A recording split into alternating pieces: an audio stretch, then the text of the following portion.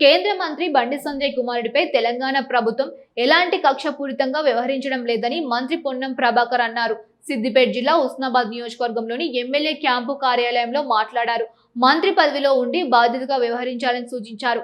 CM Revanth Reddy రాష్ట్ర డీజీపీతో మాట్లాడి విచారణకు ఆదేశించారని పేర్కొన్నారు.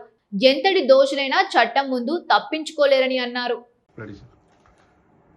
బండి సంజయ్ గారు తమరి కొడుకు మీద తెలంగాణ ప్రభుత్వం వివక్షపూరితంగా ఎటువంటి కక్ష సాధింపు చర్య చేయడంలే. మీ పట్ల మీరు కేంద్ర మంత్రిగా మీరే స్వయంగా మీ కుమారుడిపై వచ్చిన ఆరోపణలను నిష్పక్షపాతంగా విచారణ చేయడానికి కోరాల్సింది.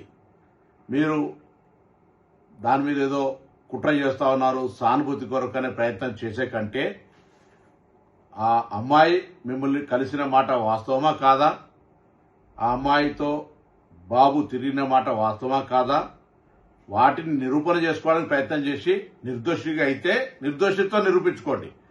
కానీ మీరు కేంద్ర హోంశాఖ సహాయ మంత్రి ఉండి ఒకవేళ పొరపాటు జరిగితే చట్టం తన పని తాను చేసుకుపోయే విధంగా ఉండాలని కోరుకుంటా ఉన్నా. ఇక్కడ ఎవరి పట్ల ఎవరికి తెలంగాణ ప్రభుత్వం వివక్ష లేదు. తెలంగాణ ఆడబిడ్డలను కాపాడే బాధ్యత ఈ ప్రభుత్వం మీద ఉంది. తప్పకుండా తెలంగాణ ఆడబిడ్డలకు విశ్వాసం కలిగజేస్తాం. ఎక్కడ ఇటువంటి చర్యలు జరిగితే వారికి పూర్తిగా సపోర్ట్గా ఉంటుంది. దాని తర్వాత నిన్న మొన్న కొంత మున్నూరు కాపు సంఘానికి సంబంధించిన నాయకులు కూడా ఏదో వివక్షపూరితంగా వ్యవహారం చేస్తామని చెప్తా ఉన్నారు.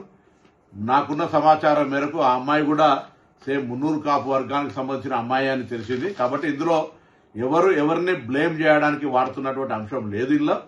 కాబట్టి ఈ ముఖ్యమంత్రి గారు కూడా ఈ అంశం మీద విచారణకు ఆదేశించినారు. నిన్న ప్రధానమంత్రి గారి ప్రోగ్రాం ఉండడం వల్ల అందరూ కూడా అదే ఏరియాలో ఉండడం వల్ల కొంత ఒక రోజు ఆలస్యమై ఉండొచ్చు. కానీ ఆ కన్సర్న్డ్ డీసీపీ లేడీ ఆఫీసర్ తోటి విచారణ కొనసాగుతోంది. దోషి ఎవరు కూడా తప్పించుకొని పోలేరు, ఎంతటి పెద్దవాళ్ళైనా అనేటువంటిది ప్రభుత్వం అంతే కఠినంగా అంతే సీరియస్ గా వ్యవహారం చేస్తుందని గౌరవ ముఖ్యమంత్రి గారే స్వయంగా మరి డీజీపీ గారిని ఆదేశించినారు.